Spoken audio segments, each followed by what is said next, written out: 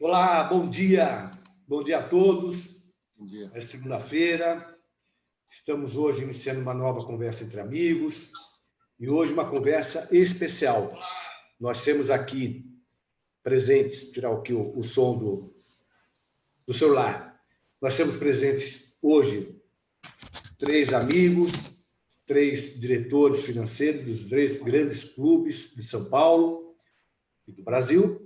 O Roberto Gavioli, do Corinthians, que também vai contar um pouquinho sobre isso, é presidente da ABEF, uma iniciativa importante, que é a Associação Brasileira de Executivos de Finanças do Futebol. O Cristiano Kohler, do Palmeiras, e o Elias Albarello, do São Paulo Futebol Clube. Bom dia aos 3. Elias, bom dia. Se apresente, por favor, querido. Bom dia, tudo bem, Marcos? Bom dia, Cristiano. Bom dia, Gavioli. Bom dia. Obrigado pelo convite, Marcos. É um prazer, participar aqui dessa live e falar um pouco sobre o mundo do futebol, particularmente sobre as finanças, e nesse momento que nós estamos vivendo, essa epidemia, principalmente. Eu estou no São Paulo há mais ou menos 28, 29 anos, como associado. Participei de diversas diretorias, diretoria executiva, diretoria assessorias, fui conselheiro vitalício. E desde maio de 2017, eu estou à frente da diretoria executiva financeira, essa nova gestão, presidente Leco, o mandato aí até dezembro, e estou à disposição aqui para podermos conversar um pouco, bater um papo com os amigos aí, Cristiano e Gavioli. Cristiano, bom dia. Bom dia, tudo bem?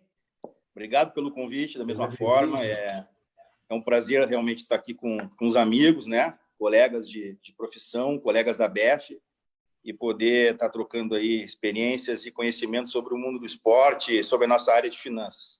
Eu comecei no futebol em 2005, fazem aí já 15 anos, no Grêmio, no Sul. Fiquei por lá 7 anos, depois fui ao Rio de Janeiro, trabalhei nos 2 clubes do Rio de Janeiro, no Vasco, e até 2017, final de 2017, trabalhei por 4 anos no Flamengo. Ocupo desde 2018, início de 2018, a diretoria executiva de gestão e finanças do Palmeiras, e, enfim, essa é um pouco da minha história. Minha formação é ciências contábeis, e administração. Eu acho que a maioria dos CFOs, dos diretores que atuam nos clubes de futebol na área de finanças tem essa formação, alguns economia, outros administração, ciências contábeis, alguns com outras formações, mas a gente tem sim uma formação importante acadêmica, para poder nos ajudar, junto com a experiência nesse campo, de poder aplicar o conhecimento e poder fazer parte desse processo de gestão. Obrigado, Cristiano. Roberto, bom dia, seja bem-vindo também nesse bate-papo. Bom dia a todos. Obrigado, Marcos. Bom dia, Elias e Cristiano. Prazer estar com vocês aqui. Eu, na verdade, fiz carreira a vida toda aí no mercado financeiro, e aí, a convite de um amigo, vim para o mundo do futebol em início de 17, e desde então estou tentando aprender e entender os desafios aqui desse mundo peculiar. Aprendi bastante nesse período sobre a dinâmica do negócio. Eu tenho uma formação de administração e obviamente, finanças, pela minha atividade anterior, e percebi que, apesar do que as pessoas, em geral, pensam, essas áreas, em geral, nos clubes de futebol, estão, se não estão completamente, estão num caminho bastante interessante de profissionalização.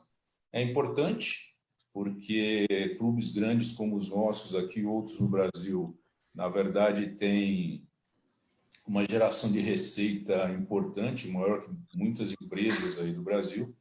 Então, é bem importante que a gente tenha essa profissionalização.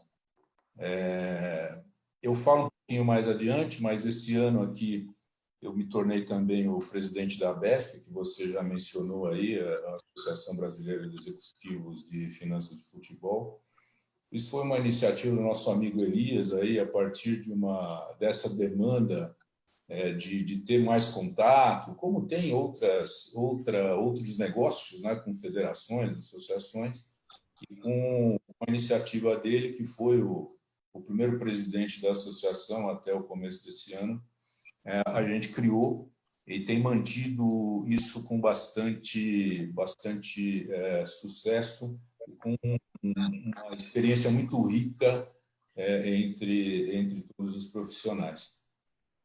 Tem sido sempre contatos muito bons, e nesse período que nós estamos vivendo, mais ainda, né? A gente normalmente se reunia periodicamente, cada 2, 3 meses, agora temos feito, obviamente, bastante contato, um contato semanal para tratar dos assuntos inerentes a essa crise. Que não é fácil, atingiu o mundo inteiro, atingiu o Brasil em todos os segmentos e, evidentemente, atingiu também o futebol, os clubes como um todo, né? Os clubes que têm o futebol como o seu norte principal, mas os clubes também, esporte amador, estão sofrendo muito.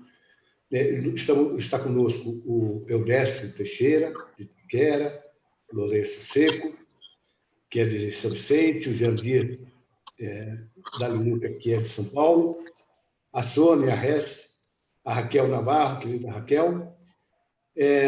Roberto, vamos já entrar um pouquinho na questão da ABEF,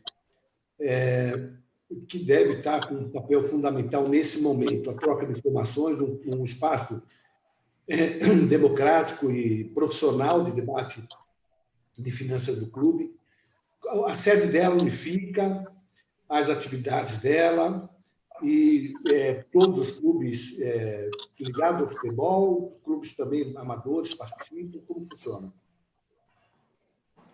Nós criamos essa associação sem uma sede, embora a gente tenha feito isso com um regimento interno, com algum regulamento, né, para ter uma ordem, mas a gente não tem uma sede, a gente se reúne. A sede, na verdade, é onde os encontros se realizam e se torna o clube que é o anfitrião de cada reunião. Como eu comentei agora há pouco, a gente tem por regra se reunir a cada 2 ou 3 meses.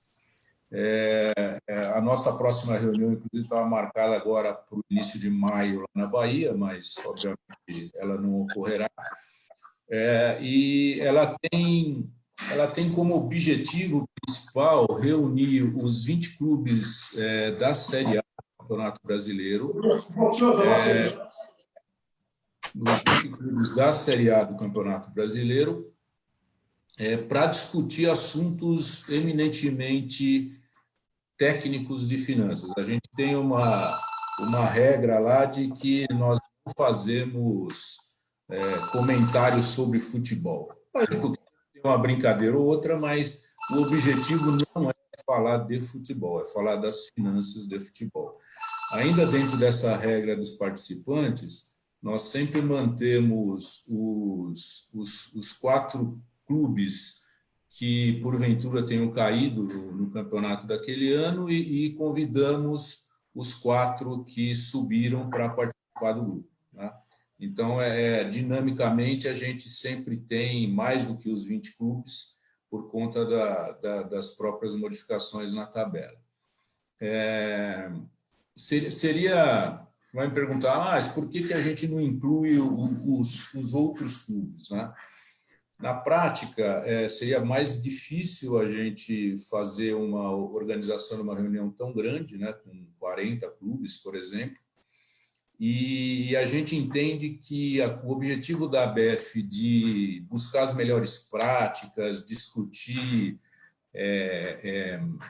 técnicas e assuntos de padronização de procedimentos, de divulgação de informações, abrangendo esse grupo de clubes, a gente tem uma possibilidade de levar isso para os outros clubes, ainda que eles não estejam incluídos, infelizmente, nas discussões, né?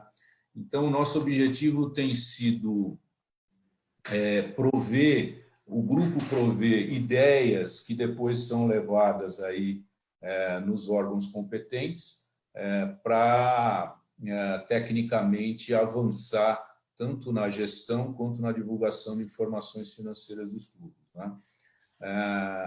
Como um breve histórico aí, a gente tem tido uma ação junto ao CFC para uma padronização das regras contábeis, agora recente, que devem sair após algumas modificações preliminares em janeiro e no segundo semestre. A gente discutiu e ajudou bastante a CBF a introduzir o fair play financeiro aí, no futebol brasileiro, que seria esse ano, né, mas que provavelmente vai ser adiado para o ano seguinte, porque falar de fair play financeiro nessa crise é um pouco difícil. E atuamos também, por exemplo, na crise, dando algumas propostas, sugestões aí de assuntos de preservação de caixa, principalmente dos clubes, que foram encaminhados via a CNC, a Comissão Nacional de Clubes, para os órgãos competentes também. Então, a nossa ação, peço aí para o Elias e para o Cristiano me ajudarem. O Elias, principalmente, foi o presidente, é o presidente emérito da associação, porque foi a iniciativa dele que criou. E o Cristiano, que fez parte da diretoria anterior também. Se eu tiver esquecido alguma coisa, que complementem aí a função social da ABF. Eu acho que, basicamente, o que você colocou aí, né, abrangeu as nossas iniciativas. A criação foi até aqui no estado do Morumbi, em junho de 2017, né? Depois de um encontro que nós tivemos aqui na Mesa Redonda com ex-diretores do Atlético Mineiro e do Botafogo. E o principal era para a gente compartilhar as melhores práticas, né, no futebol e tentar uniformizar as atuações. Lá o Roberto colocou muito bem que nós não temos boné de nenhum time, lá não se discute futebol, lá se discute gestão, particularmente gestão financeira. E nós tivemos a oportunidade, sim, de discutir alguns temas importantes do futebol nacional, inclusive já o que está aí no Congresso, que é o Futebol Clube Empresa, né, que está para ser votado no segundo turno. Isso é uma evolução. E o que a gente nota claramente ali na ABF é a profissionalização, né? Aquilo que a gente cobra bastante, que existe nas 4 linhas, que a gente entende que a gestão profissionalizada. O Roberto mesmo acabou de mostrar que ele é oriundo aí do mercado financeiro. Dos 20 clubes que nós temos lá, 24, né, considerando os 4 que esse ano foram decência, mas continuam presentes, pelo menos metade vem do mercado, principalmente do mercado financeiro. Então, traz, sim, as melhores práticas para isso, para essa associação. E nós entendemos que esse é o grande objetivo, né? Poder compartilhar, poder uma relação com os outros clubes e, efetivamente, ali nós não somos adversários, ali nós temos o mesmo objetivo. Então, basicamente, é isso que nos motivou a criação da ABF. Só para complementar, ajudar aí as belas colocações aí do Elias e do Gavioli, esses encontros eles são bimestrais, né? E eu acho que já fizemos 7, é isso? 7 reuniões? 6 ou 7 reuniões, né? E cada reunião ela é num anfitrião diferente, num estado diferente. Fizemos já aqui em São Paulo, já fizemos no Rio de Janeiro, Curitiba, Fortaleza, Goiânia, Florianópolis, Minas. Florianópolis, exatamente. A próxima, como disse o Gavioli, está marcada aí para Salvador, na Bahia, né? A gente seria início de maio, mas com essa questão toda aí da pandemia do Covid-19, a gente ainda não sabe que data isso vai se realizar, mas é importante destacar que, independente dessas reuniões que elas são são bimestrais, a cada 2 meses. A gente tem, inclusive agora nessa época das dificuldades dos encontros, feito reuniões também. São as nossas lives coletivas, né? As nossas reuniões coletivas, na qual a gente tem a grande maioria, aí, pelo menos uns 10, 11, 12 clubes que têm participado aí quase que semanalmente. A gente tem feito essas reuniões para poder fazer a troca de conhecimento, atualização de informações, né? E o que cada clube está fazendo. Eu acho que essa troca ela é muito salutar, é muito importante, né? Para que a gente possa ter o alinhamento nesse momento difícil, né? E a gente aqui em São Paulo, eu acho que o Elias e o Gavioli podem colocar isso. A gente, além de colegas de profissão, de trabalho, nós somos amigos, né? Nos aproximamos em decorrência da BF. A BF permite isso, né? Que a gente tenha esse afinamento. E nós aqui também em São Paulo, tanto o Corinthians como o Palmeiras, como São Paulo, nós nos encontramos aqui também periodicamente. Eu acho que nosso último encontro foi, não me lembro mais, mas não sei se foi em janeiro, fevereiro. Recentemente, nós almoçamos no restaurante. Almoçamos no restaurante. Tá certo que ele nunca paga o almoço, né, Elias? Mas tudo bem. A gente entende. Continua convidando, né? Vai ser um bom financeiro, né? É o melhor de nós, porque ele nunca paga. Eu sempre digo o seguinte: o clube rico não é o que mais fatura, né? É o que mais sobra. Mas é muito legal essa nossa aproximação, né? A gente reforça aqui que o confronto, né? Que a disputa ela é dentro do campo. Fora do campo, a gente precisa, sim, interagir, se organizar, né? Trocar experiência, até porque nós somos concorrentes dentro do campo, né? Fora do campo, efetivamente, o nosso cliente é o torcedor do Palmeiras, o cliente do Corinthians é o torcedor do Corinthians. Então, a gente não tem essa concorrência, né? Ela é uma, na minha opinião, uma concorrência leal e faz parte do nosso dia a dia essa aproximação. E aproveitando, quando eu estive lá na diretoria da BF, hoje o presidente é o Gavioli, anteriormente era o Elias, eu era o secretário-geral, nós temos um presidente, um vice-presidente, 2 secretários, né? E a gente conseguiu efetivamente construir realmente um escopo de trabalho na BF bem interessante. No início, eram reuniões de conhecimento, de aproximação, né? De como estruturar a natureza da BF, como seria seriam feitas as reuniões, qual seria o escopo de discussão. E a gente definiu, eu acho que na segunda ou na terceira reunião, comissões, né? Comissões. Eu estou colocando aqui essas questões um pouquinho mais detalhadas, porque as pessoas devem estar perguntando o que faz efetivamente a BF, né? Além dessa introdução que foi feita pelo Gavioli. E a gente discute assuntos bem importantes, né? Assuntos interessantes para o mercado de futebol, para os clubes, e a troca é permanente. E o Elias já falou aí da comissão do Clube Empresa.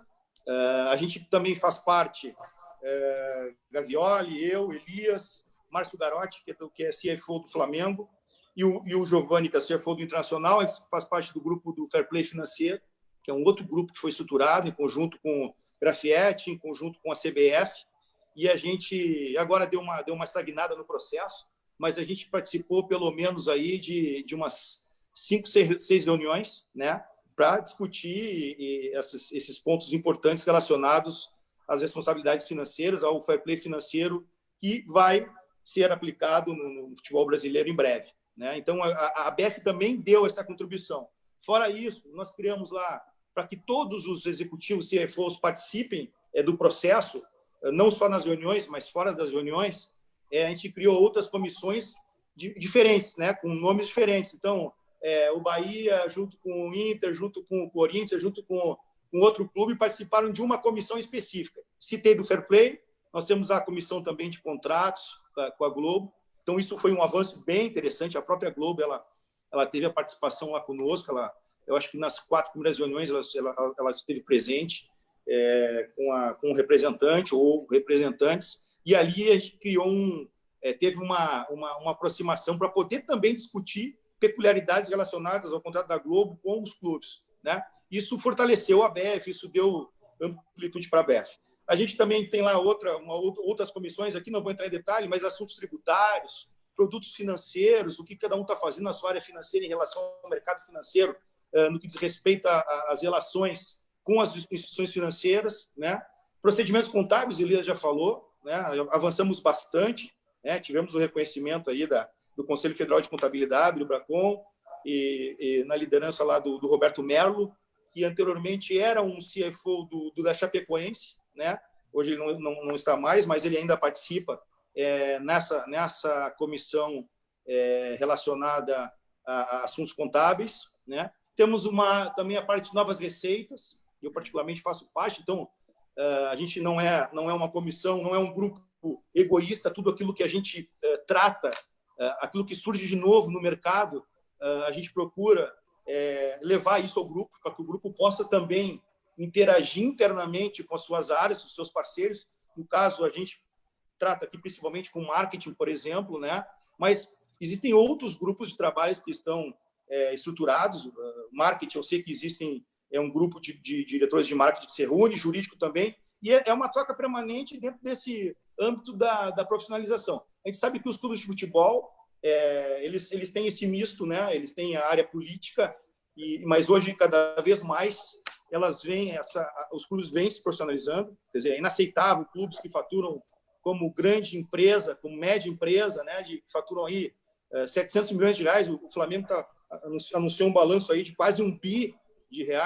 O Palmeiras vai divulgar até amanhã a sua demonstração financeira de 2019 com 650 milhões. Então, hoje é inaceitável que nós não tenhamos uma estrutura dentro dos clubes profissional, né, para que possa dar apoio na estrutura política. Então, para finalizar a minha fala, no que diz respeito a essa contribuição do modus operandi da BF, na minha opinião, foi um avanço bem significativo. A gente aprende muito dentro da estrutura, né? A gente troca conhecimentos permanentes, e essa aproximação ela fez com que a gente conseguisse, de fato, avançar em coisas importantes, em problemas e busca de soluções relacionadas ao dia a dia do futebol.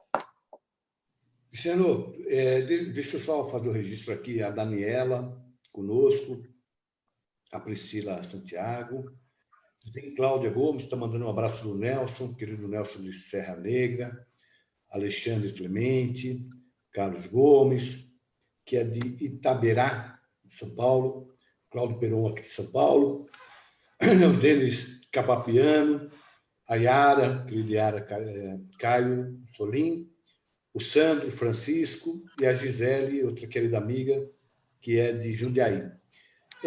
Elias, esse movimento da ABF deve ter gerado possibilidade de discussão sobre o momento que o mundo, o Brasil e o futebol também está passando por causa do coronavírus, né? Quais são qual é o impacto mais direto, né? Tem paralisação do campeonato, etc. E qual essa manifestação conjunta dos clubes pode facilitar, o quanto ela pode facilitar na busca de um caminho para superar as dificuldades desse momento? Uhum.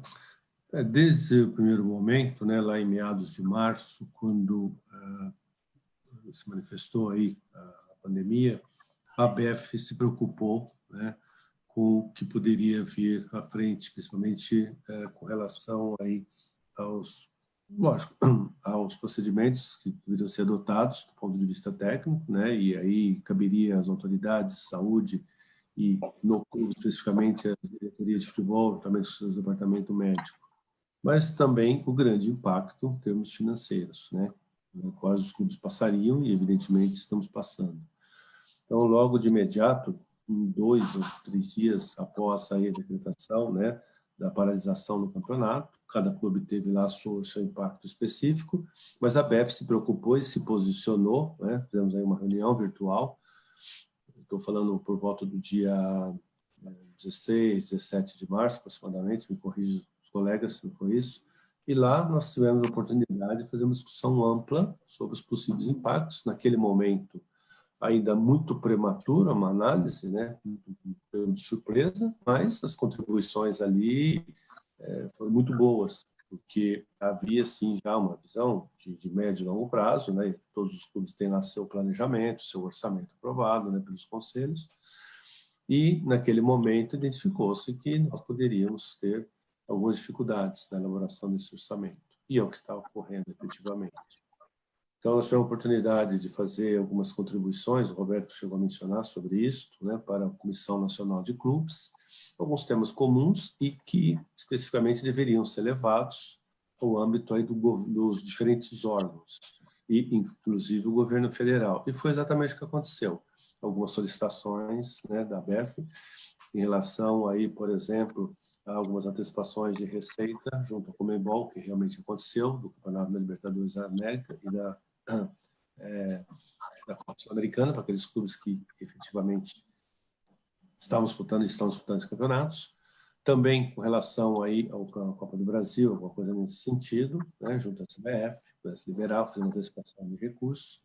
Em relação ao governo federal, algumas medidas, por exemplo, do pagamento do Profut, né, uma dilatação desse prazo do Profut, normas específicas, e depois o AMP 936, 963, né, que diz respeito aí à possibilidade, né, de redução salarial mediante uma redução da jornada. Isto foi uma discussão que iniciou-se na ABF também, exatamente para poder mitigar esse impacto. Então, foram várias ações, né, tomadas e decididas lá na ABF, que foram encaminhadas aos clubes, aos respectivos clubes, porque a ABF ela não tem um poder deliberatório, sim, né, a poder contribuir para os diferentes clubes e para os dos clubes, efetivamente, para aí, os órgãos, como o governo federal, como o governo estadual.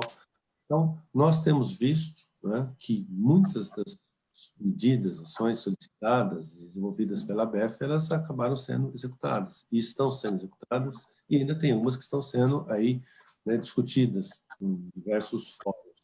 A gente começa a perceber que, após um longo período de discussão, um longo período onde os clubes tinham aí quase que não uma unidade, né, e dificilmente a gente terá uma unidade, mas que não havia um órgão que pudesse congregar, pudesse defender os interesses legítimos dos diferentes clubes.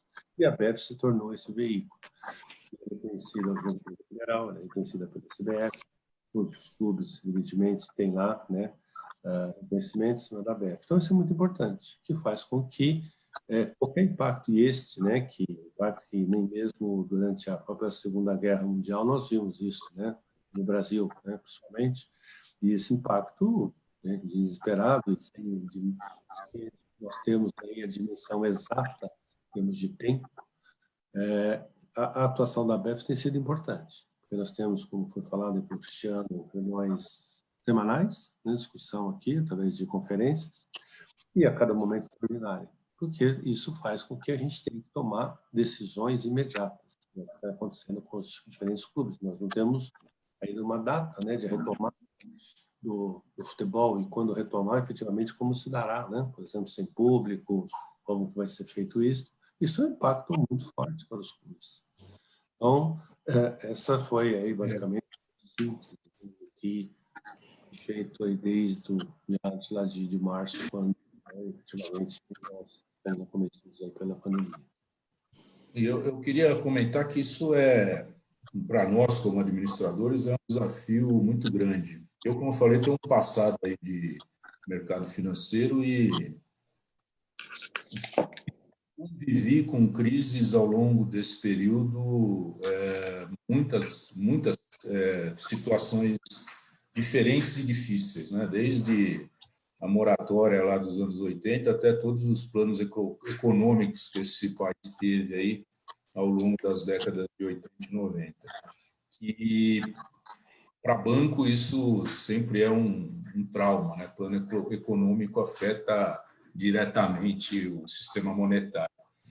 E conversando com os colegas aí, isso talvez seja do ponto de vista de gestão, meu maior desafio, porque, como disse o Elias, o mercado que a gente está, esse mercado de futebol, está sendo afetado muito fortemente pela situação. Mas o mais difícil para um administrador não é você enfrentar a crise, é você não ter, como o Elias disse aí, a perspectiva de qual é o futuro, né? Você tem alguns cenários, uns melhores, outros piores, nenhum bom, na verdade, mas você não tem, na prática, uma previsibilidade de quando esses cenários aí, do melhor para o pior, serão efetivados. Então, quando você vai, por exemplo, falar, vamos rever o orçamento, vamos ver como é que vai ficar o caixa, o resultado, é muito difícil de prever. A gente não sabe se o campeonato vai voltar em junho, em julho, se vai ter portão aberto ou fechado, se alguns patrocinadores que eventualmente suspenderam os pagamentos porque não está tendo jogos, se vão voltar a pagar de imediato ou não, porque dependendo do setor que eles estiverem, também não vão ter caixa. Então, é um cenário muito difícil de incerteza. E olhando estudos aí que têm sido feitos de recuperação da economia ou do estágio atual da economia, a gente está inserido num dos negócios que é turismo e entretenimento, cuja recuperação começa por último de todos os outros, e é uma recuperação mais lenta do que a de todos os outros, pelos estudos de economia que tem. Então, é um desafio grande hoje, porque a gente não sabe efetivamente qual é a previsibilidade disso, e será um desafio, sem dúvida nenhuma, enorme para os clubes, né? Para nós aí da gestão financeira, para as diretorias, no momento em que isso se clarear, se definir aí como é que será, porque, de fato, diante de todas essas incertezas, a gente não tem muita previsão aí de como é que se retomará a atividade por vários aspectos, né? Marcos, para a gente ter... Desculpa, Roberto. Para a gente ter uma dimensão do que o Roberto está falando, esse é um business que movimenta que representa quase 2% do PIB nacional, né? E que emprega aí da ordem de 160 Só futebol ou todos os esportes? Só futebol? Futebol. Então, realmente é um business bastante importante aí também, né? Os outros demais, e dentro da atividade de entretenimento e tal.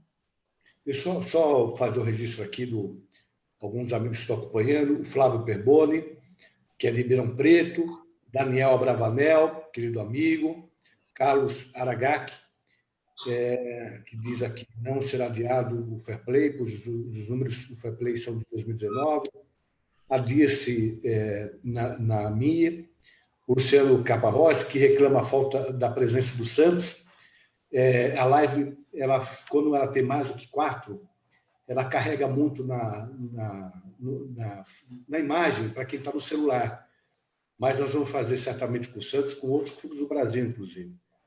A Laura Veiga Hansen, o Fernando Baruso, Carlos Mourão, querido amigo, Ricardo Amirati, o Chicari de Taubaté, Demóstenes, o Hélio Gazanotto. Na média, não sei se evidentemente cada clube vai ter a sua margem de faturamento, mas a paralisação do futebol, em termos de receita, era de arrecadação de estádio. O que representa, na média, a receita do estádio em relação às demais atletas do clube? Cristiano? Deixa eu voltar só na tua colocação anterior em relação ao impacto da crise atual nas receitas dos clubes. Só para teres uma ideia, a gente, quando faz o orçamento para o ano subsequente, né? Então, o orçamento de 2020 nós fizemos em 2019. Né? Logicamente que lá atrás nós não tínhamos a expectativa de ter uma crise tão forte. Né? E os clubes de futebol, que são associações sem fins lucrativos, porque eles não pagam efetivamente imposto sobre o lucro, né? Mas efetivamente eu entendo que apesar de serem associações sem fins lucrativos, eles têm que ter fins lucrativos, porque efetivamente precisam dar lucro, precisam ter caixa para reinvestir nas suas atividades, né? seja na tecnologia, seja na mão de obra, seja em jogador, seja em patrimônio. Mas quando é feito o orçamento e é feito também o fluxo de caixa, normalmente os clubes procuram se organizar para ter a despesa ou a saída, o desembolso, muito próximo da sua receita, das suas entradas, né? Já contabilizando os pagamentos de dívidas, né? Então, você imagina, você quando faz o fluxo de caixa, você define lá as principais entradas, né? Oriundos de contratos de televisão, de patrocínio, renda de jogos, né? Licenciamentos, venda de produtos, né? O clube social, o Palmeiras tem uma receita significativa de clube social, o Avante, que é o sócio torcedor dos clubes, hoje tem receita representativa nessa área. E você, quando faz esse fluxo, você coloca lá a realização dessa receita, né? Se não de uma forma agressiva, mas conservadora, num nível que você possa, de fato, suportar as suas despesas, né? E, normalmente, as despesas no futebol, normalmente não, as despesas, a sua maioria, aqui no Palmeiras, por exemplo, a despesa do futebol representa em torno de 80% a 85% da despesa total, são oriundos de contratos com jogadores, CLT e imagem. Ou seja, considero isso como uma despesa fixa, né? Porque os contratos hoje são feitos de pelo menos aí alguns jogadores 1 ano, 2 anos, mas na grande maioria dos contratos de investimento são feitos de 3, 4 até 5 anos, né? Então, quando você tem uma perda tão significativa de receita, né? Neste caso, como você faz para poder ajustar essas obrigações, né? Não é uma tarefa muito fácil, não é uma tarefa, é uma tarefa bem complexa, né? Porque, vamos olhar para os clubes de futebol aqui, nós temos televisão, contratos com televisão, né? Quem está disputando a Libertadores da América, nós já não temos o pagamento integral dessas cotas. O brasileiro, a Globo acabou de anunciar na semana passada que não pagaria também a cota integral do ano de 2020, que já vem sendo, na verdade, vem sendo paga aí desde janeiro, cotas mensais, mas ela estagnou e também vai reduzir o valor a ser pago aos clubes, e colocando praticamente todo o valor lá para o segundo semestre. E você tem aí, no caso do Palmeiras, por exemplo, uma queda, e isso deve estar acontecendo em todo o mercado, futebol, em todos os clubes, uma queda do sócio-torcedor, né? E a gente começa a ficar apreensivo, porque já não tem a renda, né? A renda de jogos você já não tem mais. Nós teríamos agora o início do Brasileiro, a Libertadores, no caso, a Copa do Brasil, você já não tem renda de jogos. Imagina nós não termos público, né, nos estádios no ano de 2020, o tamanho do rombo que vai dar nas finanças dos clubes. Porque o impacto não é só direto no caixa, no que diz respeito à renda. Tem clubes que têm menos público, tem clubes que têm mais público, tem clubes que cobram menos ingressos, quer dizer, talvez as receitas essa receita de renda de jogos oscila, né? Uns têm mais resultado, outros menos. Mas o impacto disso, porque você olhar o caso do Palmeiras, o Palmeiras tem aqui um perfil de sócio-torcedor, doador, aquele que não vem ao campo, e aqueles que são sócios para vir aos jogos, né? Acredito que no São Paulo e no Corinthians da mesma forma. Então, assim, existe aí um cenário talvez mais negativo nesse momento de como isso vai impactar as nossas receitas, né? E nós estamos falando, está todo mundo falando somente nesse momento do impacto até junho. Mas se você for analisar o ano de 2020, as perdas serão muito maiores, né? Porque não se tem uma expectativa de retorno, ainda mais no nosso caso, que são segmento de entretenimento, né? Você pega aí jogos, né? Onde tem a torcida senta praticamente, os torcedores sentam, apesar de os estádios terem cadeiras, alguns têm, outros não, mas sentam praticamente colados, você tem aglomeração, né? Você pega shows, né, que são feitos dentro dos estádios, tem aglomeração, então as receitas efetivamente vão ser extremamente prejudicadas. E o que a gente tem que fazer aqui, do nosso lado? É tentar entender como ajustar esse fluxo de caixa, num momento olhando o curto prazo, mas também já pensando no médio e longo prazo, tentando encontrar soluções que sejam soluções factíveis, né? Porque realmente é uma situação bem complexa. Então, a gente vem conversando no nosso grupo da ABF e até trocamos algumas figurinhas aí. O que você está fazendo aqui? Que você está fazendo? De uma forma geral, assim, a maioria está aplicando ações diversas, né? Mas praticamente os clubes estão aplicando as mesmas coisas. Uns uns mais radicais, outros menos, né? Você pega aí, você tem que, da mesma forma que você não tem recebimento, você tem que buscar renegociação com fornecedores, né? Você tem um custo alto de folha, saíram 2 medidas provisórias aí, a 927, a 936, onde você pode postergar pagamento de garantia, postergar INSS, né? Postergar PIS, você pode também suspender contratos, você pode reduzir jornada. Então, são todas essas questões que fazem parte da nossa análise para ver qual é o efeito disso no fluxo de caixa. Mas, mesmo assim, ele não é suficiente o tamanho do rombo que essa pandemia, que esse Covid-19 está causando nas receitas dos clubes de futebol. Eu queria complementar o que o Cristiano falou, especificamente a sua pergunta, Marcos, que quanto representa, né, regra geral, né, bilheteria, né, de 20% a 30%, 35%, seria isso, basicamente.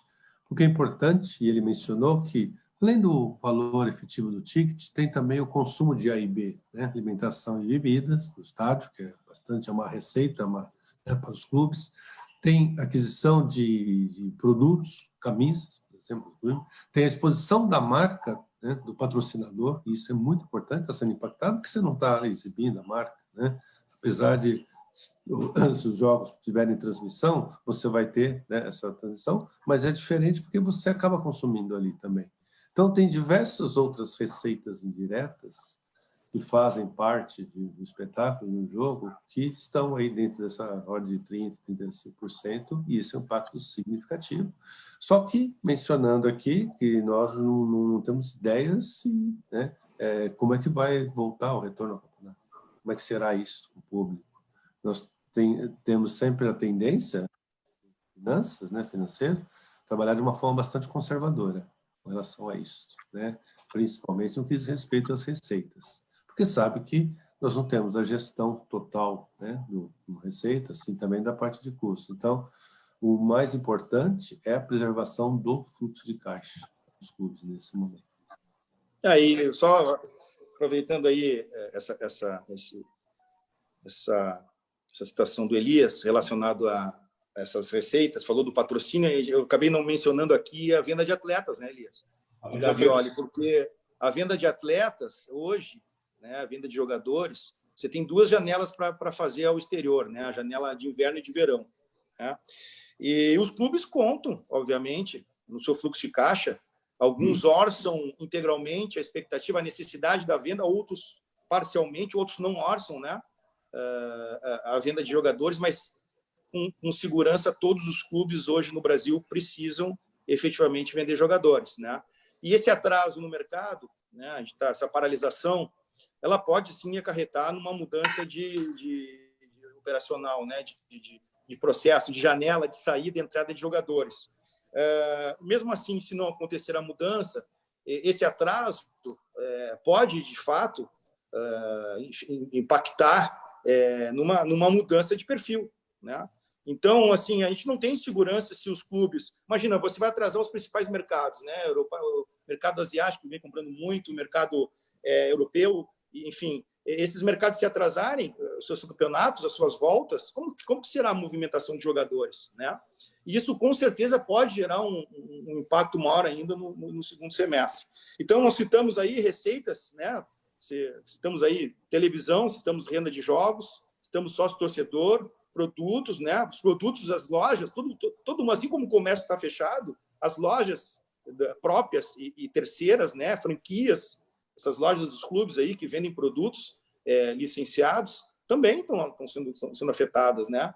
Então, a gente também está deixando de faturar na ponta não só o ingresso, mas também produtos relacionados aos clubes, né? Que geram receitas significativas. Então, realmente não é uma tarefa árdua, ela não recai só a nossa área financeira, ela é uma discussão institucional importante, né? Todos os clubes, creio eu, nós aqui criamos um comitê de crise, um comitê de governança focado nas ações a serem tomadas, né, para mitigar os riscos e as perdas, para que a gente tome decisões importantes e relevantes no contexto atual, né, e decisões bem tomadas, né, decisões ajustadas, adequadas, dentro das nossas necessidades.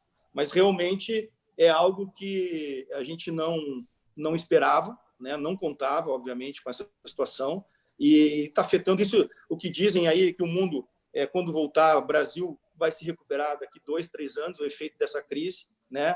Economia mundial, não sei dizer, o futebol, olha, tenho dificuldade de dizer em quanto tempo nós vamos conseguir recuperar essas perdas, porque efetivamente vai passar por uma mudança de cultura, vai passar por uma mudança de comportamento em relação à gestão de custos, né, atreladas às receitas dos clubes. Se nós tivermos redução daqui para frente de receitas, né, e os players que estão no negócio entenderem dessa forma, automaticamente os custos eles têm que se ajustar a isso, né? Então você vai ter uma mudança efetiva de estrutura de custos, e isso pode afetar não só os clubes, mas como também tudo aquilo que os clubes geram de receita e geram vamos dizer assim, de recolhimento de encargos, né, de tributos e empregos, etc., e outras coisas mais para a sociedade. Beto, Oi. só para o registro aqui, desculpe, do Vladimir, que está conosco, o Vladimir Cassani, o Domingos Zainari, o Benedito Luiz Franco, o Luiz Antônio Sampaio Gouveia, o querido Pitô, o Marcelo BG, o Vinícius Bovo. Desculpa, Roberto, por favor. Oi, obrigado, Marcos. Não, na verdade, eu queria só complementar que Elias e Cristiano já comentaram bastante. E, na prática, o que nós estamos vivendo é o seguinte, nós estamos tendo uma constrição de receitas.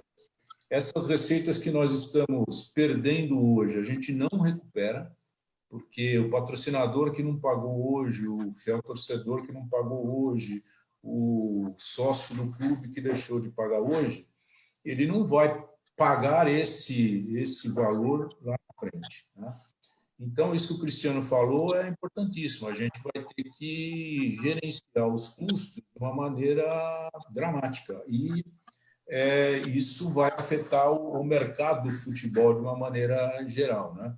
Todos sabem, principalmente nos grandes clubes, que a principal despesa está vinculada ao futebol em si. E não é só salário de jogador, mas a gente tem logística dos jogos, tem locomoção, alimentação, hospedagem. Então, tudo isso é um componente de custo para as competições grande, e com a constrição de receita, a gente vai ter que agir nisso. Obviamente, não é uma decisão do gestor financeiro, o gestor financeiro está indicando que é um cenário desse tipo, mas as diretorias dos clubes, obviamente, terão que olhar para isso de uma outra forma. E isso, como disse o Cristiano agora, eu já mencionei isso antes, o mais difícil é prever o retorno, né?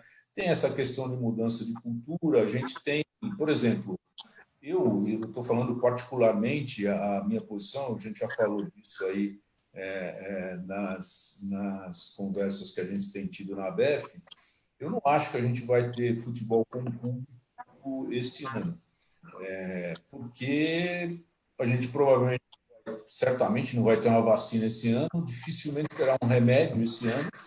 Então, tem uma questão assim, quem irá se expor para ir num pular? Então, já ouvi aí alguém comentar na imprensa e tal, vamos ter jogos com 15 mil, por exemplo, na Arena a gente vai arredondando 48 mil. Não, vamos fazer só com 15 mil.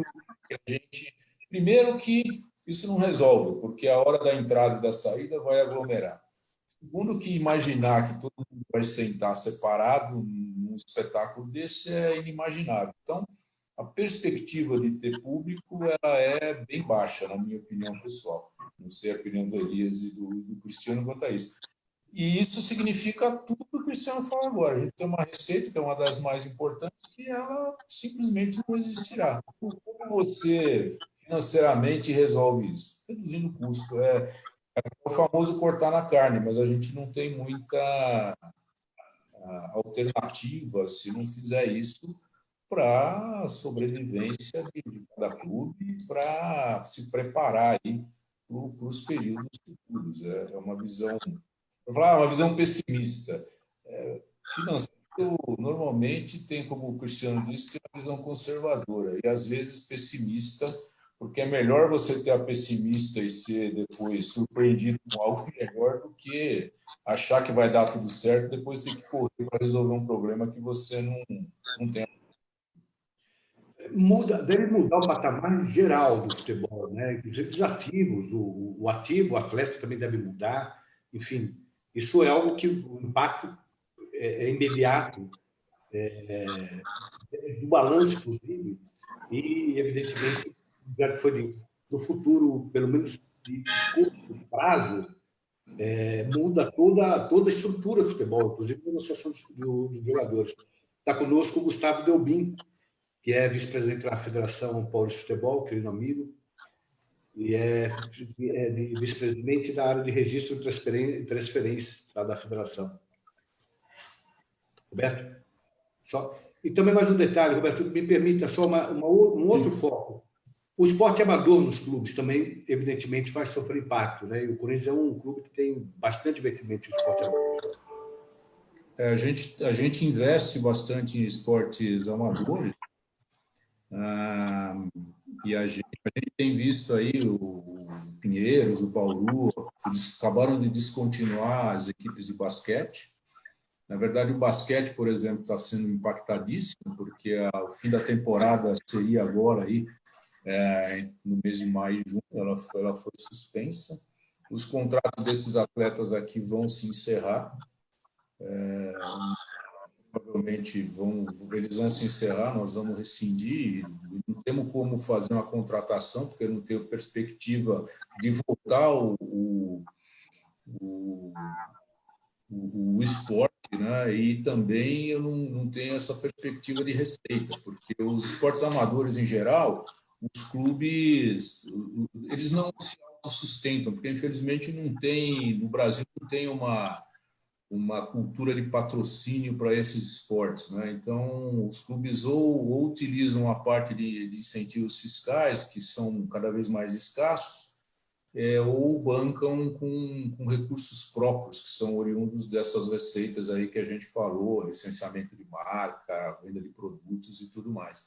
Então, é bem difícil, os esportes serão impactados, eu não tenho dúvida. A gente tem todos aqui, tem basquete com categorias de base, com formação, futsal com formação, natação, handebol. A gente tem uma gama de esportes olímpicos aqui e nós temos procurado manter aí uma grande parte desses atletas, a gente paga ajuda de custo, são valores até baixos, mas, por exemplo, a logística também de competição é cara, né? E a gente não tem condição de prever que vai continuar com isso da mesma forma. Mas, como eu disse no início, é muito difícil, sem uma previsibilidade de prazo e tudo mais, é muito difícil até tomar decisão, né? Embora a gente saiba que as decisões não podem demorar muito para serem tomadas, porque a situação ela é crítica mesmo e a gente tem que avançar nas decisões, ainda que elas sejam dolorosas, né? A gente por obrigação, temos que fazer as decisões dolorosas acontecerem para, como eu disse, preservar o clube e lá na frente, à medida que a situação se normalize, a gente planejar o retorno das atividades, ainda que, como o Cristiano falou aí, você comentou agora há pouco, em um patamar diferente. Pelo menos no início será um patamar diferente. O Cristiano comentou aí que as previsões aí vão demorar para recuperar 2, 3 anos. Tem economistas que avaliam essa crise como uma crise de 29, então, que demorou aí praticamente 3 anos para ter uma retomada econômica no mundo, né? E o Brasil tem os problemas particulares dele, né, que talvez prejudiquem ainda mais isso. E volto a dizer o que o Elias falou agora há pouco, é um mercado importante para o Brasil, representa 2% do PIB, emprega milhares de pessoas, né? Então a gente precisa, com todas as medidas de segurança requeridas, mas precisa encontrar um caminho aí para retomar a atividade assim que possível. O Marcos, só um ponto importante em relação, só voltando à questão lá você comentou do Santos. O Santos, todos os clubes da Série A, quando nós iniciamos a ABF, os CFOs foram convidados para participar, né? Nós tivemos a participação do Santos, sim. Eu acho que eu não me lembro o nome, era Feijó, né, Elias? Feijó era o CFO do Santos, depois ele acabou sendo... Feijó. Exato. Acabou sendo desligado e quando ele saiu, nós tentamos, sim, buscar um substituto dele, mas não é uma pessoa operacional dentro do clube, né? Ele não equivale a um cargo de CFO e todas as reuniões o Santos é convidado. Então, a gente efetivamente não conseguiu ter essa aproximação sem restrição alguma, né? Foi uma questão só realmente de ele não estar, da pessoa lá, a gente não sabe quem não está participando dessas reuniões. Só dando um apoio aí no que o Gavioli comentou, quando você tem problema financeiro, você precisa passar por um processo de reestruturação financeira, você acaba olhando para todos os custos da organização, né? Os custos do clube. Mas, de fato, a gente tem que, eu sempre digo assim, cuidado para não dar um tiro na formiga e não acertar o elefante, né? O nosso core dos clubes é o futebol. É ali que movimenta financeiramente, como eu falei para vocês, de 80%, 85%, tem clubes que até 90%, tem clubes que nem têm sede social, não tem clube social, como tem o Corinthians, como tem o São Paulo, como tem o Palmeiras. Tem clubes que não têm esportes não profissionais, né, que a gente chama esportes amadores, que não é a categoria de base. Por exemplo, se você pegar o Grêmio hoje, o Grêmio não tem clube social e o Grêmio não tem esportes não profissionais ou esportes amadores. O foco é 100% no futebol. Tem esse treinamento, tem arena e é assim que trata o negócio.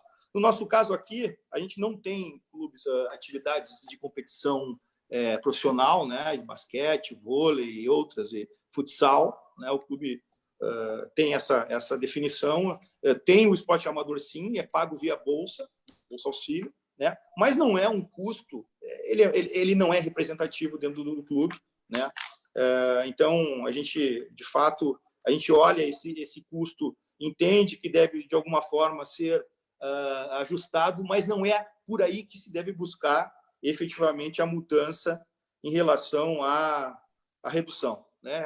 O foco ele é exclusivamente na estrutura do futebol. No caso do São Paulo, você bem sabe, tem lá, né? Só para complementar, temos lá o basquete, né? Profissional, está disputando, inclusive está aí na semifinal do campeonato. Tem da NBB, tem também o apoio, o patrocínio lá ao voleibol feminino, também de uma parceria muito forte. E não podemos esquecer, comum a todos os times, a obrigatoriedade também do futebol feminino, não é?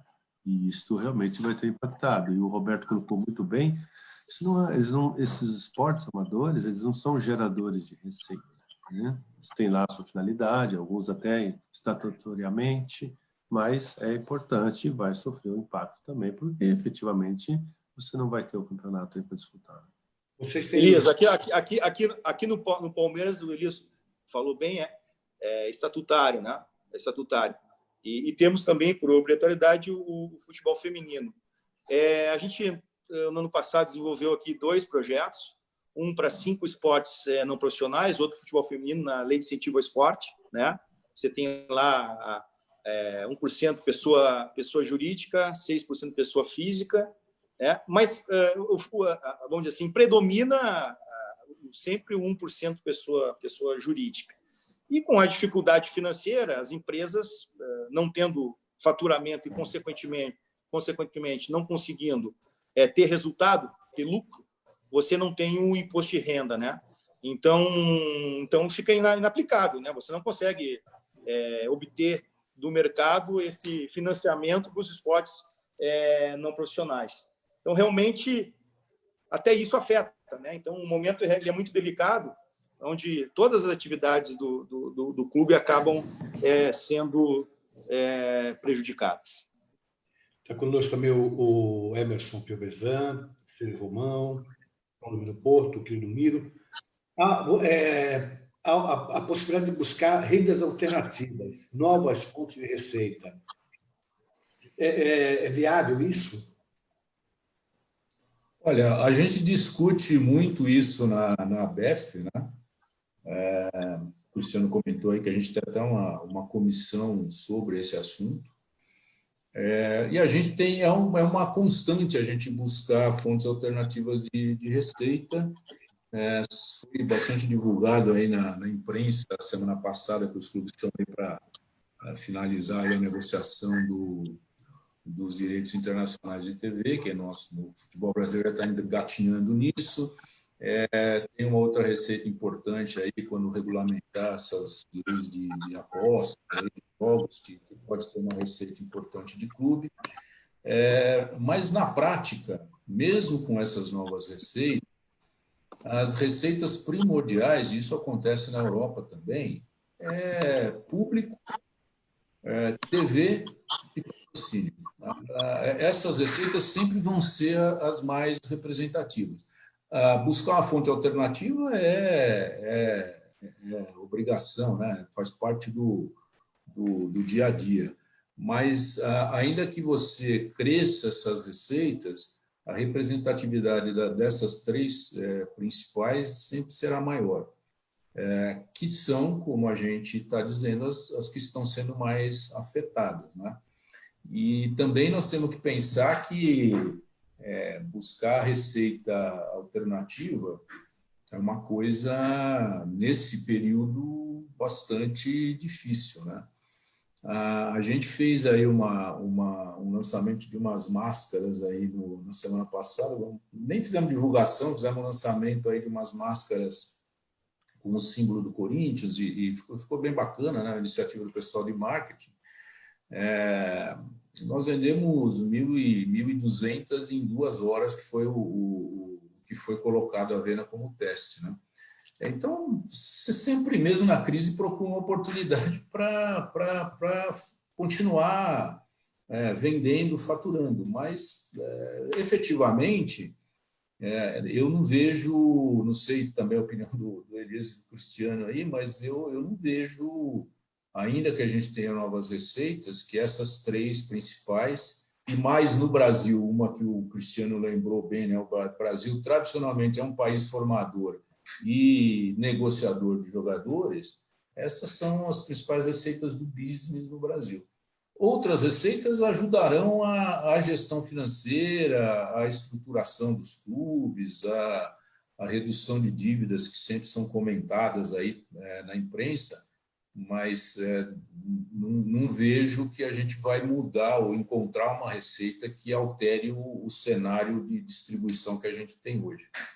Concordo com o Roberto só gostaria de complementar.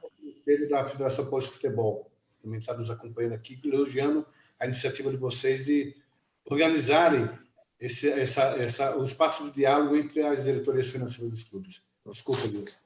Imagina, complementando e concordando com o Roberto, né, nós temos aí que pode chamar de uma receita marginal.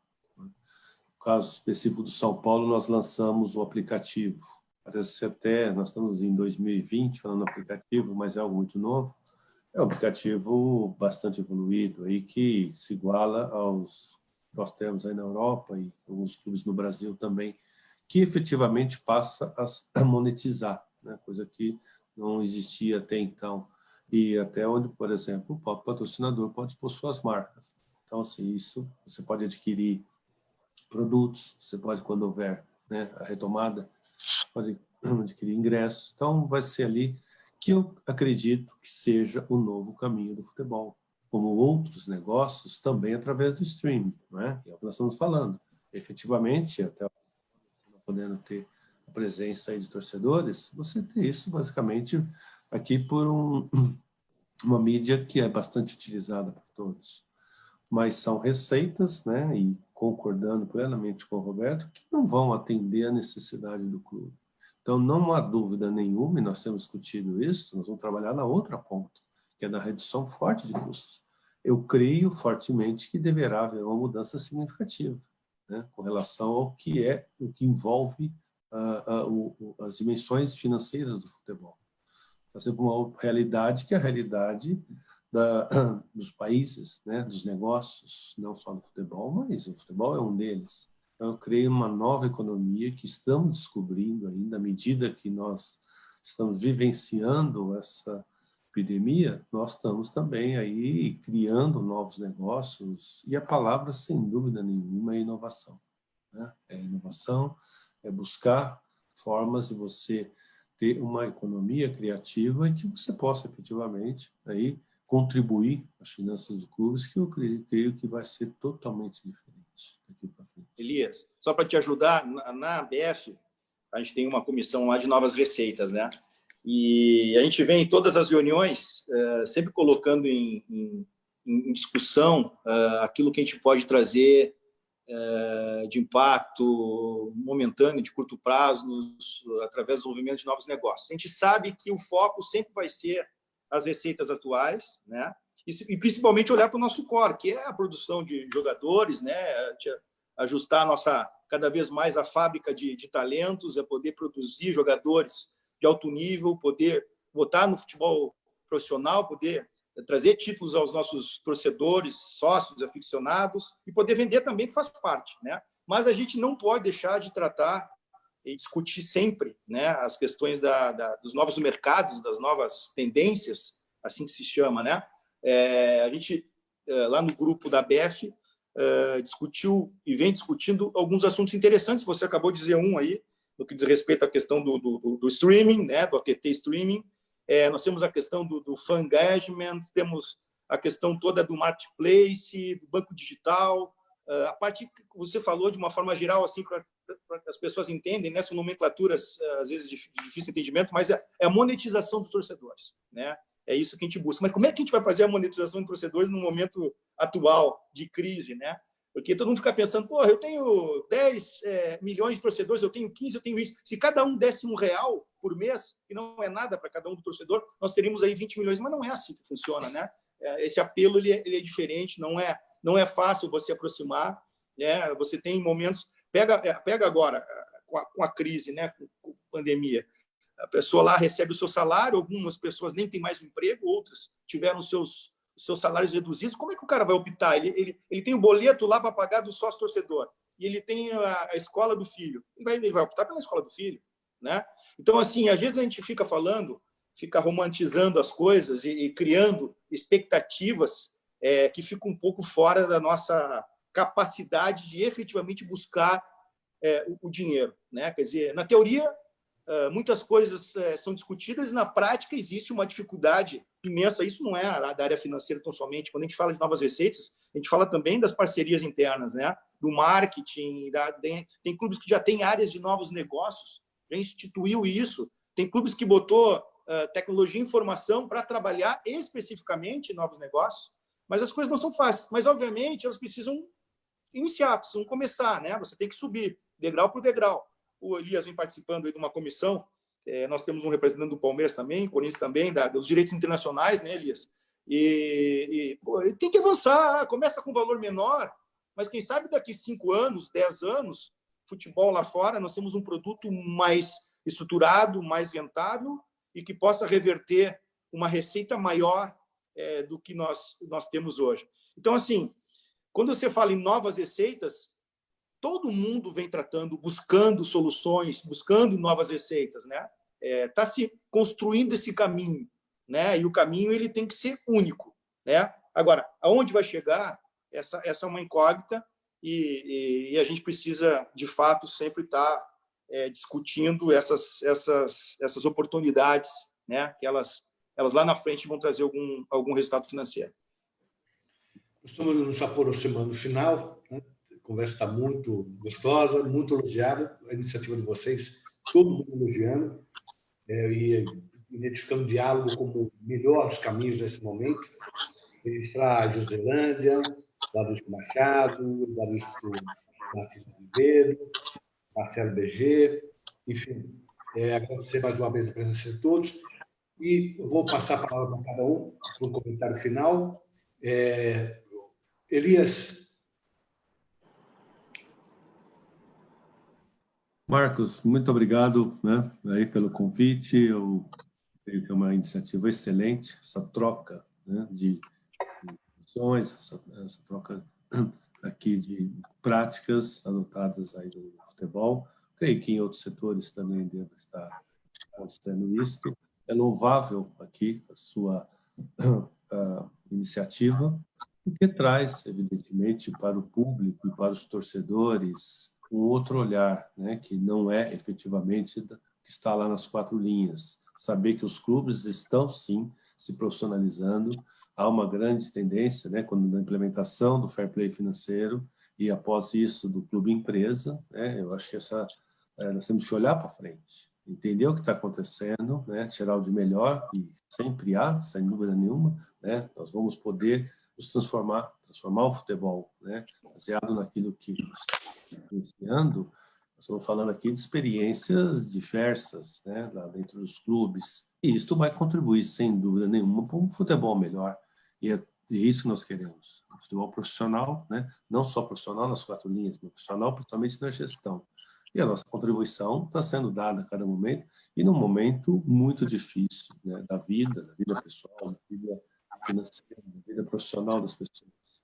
Então, mais uma vez agradeço, novamente estar em contato com meus amigos aqui, Gavioli e Cristiano, né, e assim, isto é uma das facetas aí do que nós conseguimos na ABF, que é trazer as pessoas, né, ao convívio, ter uma amizade, né, uma troca de experiências, que isto realmente eu creio que é aquilo que está proporcionando a ABF principalmente. Além dos clubes, também essa possibilidade de nós crescermos enquanto executivos do futebol. Mais uma vez, obrigado. Bom dia a todos.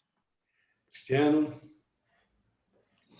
Obrigado pelo convite, por poder estar aí trocando conhecimento, né, com os colegas de profissão, amigos, né, com você também, e poder aqui estar sempre evoluindo nas discussões. Eu acho que é salutar a gente ampliar esses debates, né, poder ter um escopo mais amplo, né, mais claro do que a gente está vivendo, né, e o diálogo realmente ele é parte desse processo, né, dessa parceria que existe entre os clubes, né? Os clubes cada vez mais entendo eu, que estão buscando essa união, né? Obviamente que dentro do campo existe a concorrência, mas fora, através dessa iniciativa da ABF, dos grupos de trabalho de marketing jurídico, do Conselho Nacional de Clubes, enfim, e outros grupos de trabalhos que foram criados, a gente vem se aproximando e tentando fazer um negócio, o nosso negócio cada vez melhor, mais estruturado, mais rentável, fazendo com que a nossa própria área, que é a área financeira, consiga fazer parte desse processo de mudança, né? Desse processo do resgate da credibilidade, para que o mercado, de uma forma geral, entenda que esse é um business de alto valor, né? Mas que o torcedor ele precisa efetivamente contribuir. E ele vai contribuir quando ele perceber que o nosso negócio ele é cada vez mais sério, né? Mais profissionalizado, mais transparente, e que o nosso papel aqui como CFO, como gestor da área, é justamente dar esse apoio, dar esse suporte. A gente não trabalha só com fluxo de caixa, né? Nós temos outras atribuições e responsabilidades importantes dentro das nossas organizações, nossos clubes, principalmente no que tange a questão dos controles internos, da parte contábil, enfim, né? Isso nos faz buscar cada vez mais essa melhoria. Então, finalizando, obrigado pela participação, tá? Obrigado pela oportunidade, sempre à disposição aí para poder aprender com vocês e poder estar trocando aqui conhecimento, tá? Obrigado, Cristiano. Roberto? Agradeço também a oportunidade e, como presidente da ABF, agradeço em nome de todos os clubes. Tenho certeza que isso é importante não só para nós 3 que estamos aqui, mas para todos os clubes de futebol brasileiro, a representatividade da ABF e a importância da gestão financeira dos clubes, né?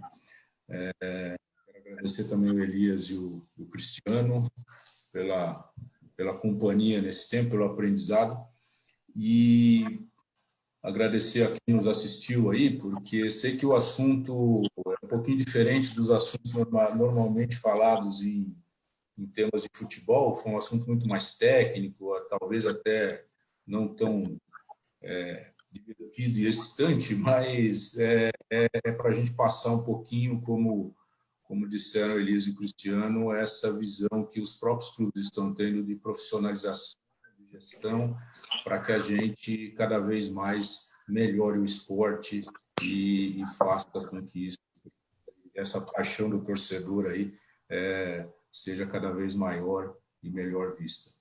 Agradeço, Marcos, pelo convite, pela oportunidade e me coloco à disposição aí se a gente tiver qualquer outra demanda nesse sentido. Meus amigos, obrigado, prazer em vê-los pela telinha pequena do computador, mas, se Deus quiser, em breve estaremos num almoço juntos e o Cristiano pagará esse próximo.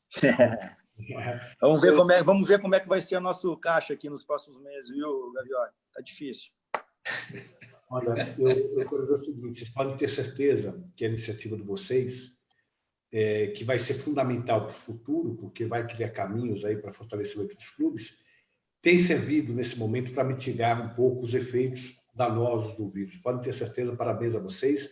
Quero agradecer, através de vocês, os clubes, os 3 clubes que participaram, eu conversei com os diretores, da campanha de solidariedade da Santa Casa de São Paulo. Os hospitais todos estão com muita deficiência financeira para fazer frente também à compra de equipamentos de proteção dos médicos, enfermeiros e de equipamentos de atendimento, como ventiladores pulmonares. Os 3 clubes imediatamente convidados participaram da campanha e essa também é uma vertente importante da cidadania dos clubes. O futebol também é cidadania, não é esporte, também é um elemento, principalmente no Brasil, é um elemento de cidadania.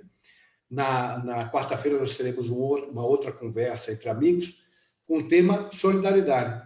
Discutir um pouco a questão de solidariedade como uma das premissas imprescindíveis para a superação, para as dificuldades que todos nós estamos vivenciando por conta do coronavírus. Obrigado a todos, um grande abraço. Tchau, obrigado. Obrigado. Tchau, abraço.